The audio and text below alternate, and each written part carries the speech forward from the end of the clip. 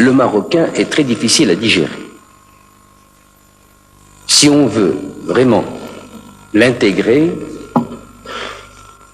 vous intégrerez peut-être facilement la première génération, mais la deuxième et troisième seront difficiles à digérer, car les cellules marocaines, les gènes, l'hérédité, tout cela jouera.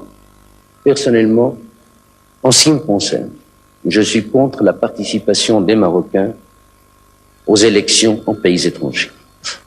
Car malheureusement, même au bout d'une génération, même au bout de 2 générations, on leur dira un jour, va, tu n'es pas un vrai Hollandais, tu n'es pas un vrai Français, tu n'es pas un vrai Italien, tu es un importé.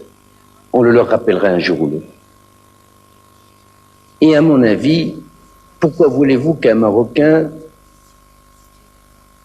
se mette vraiment au garde à vous, intérieurement et extérieurement, en écoutant l'hymne hollandais? Pourquoi lui demander, 30 ans après ou 60 ans après, d'aller comme un Français ou comme un Allemand, le drapeau national sur l'épaule, aller se faire tuer pour l'Allemagne, pour la France ou pour l'Italie? À mon avis, c'est même immoral. On ne peut pas avoir de drapeau. Car on ne peut pas oublier l'ancien et on n'a pas tout à fait acquis le nouveau. Il vaut mieux laisser chacun chez soi, mais prôner la fraternité humaine, l'égalité humaine, les droits de l'homme, ça oui. Mais l'intégration n'est bonne ni pour l'intégrer, ni pour celui qui intègre.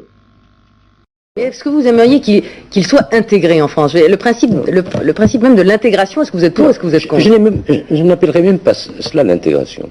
Et je n'aimerais pas du tout qu'il soit l'objet d'une tentative, car ils ne seront jamais intégrés. Vous croyez qu'eux ne le veulent pas, non, ou que c'est les Français qui le refusent? L'exprimeront-ils qu'ils ne le pourront pas? C'est possible entre Européens. La trame est la même. Les mouvements européens dans l'histoire ont été Est-Ouest.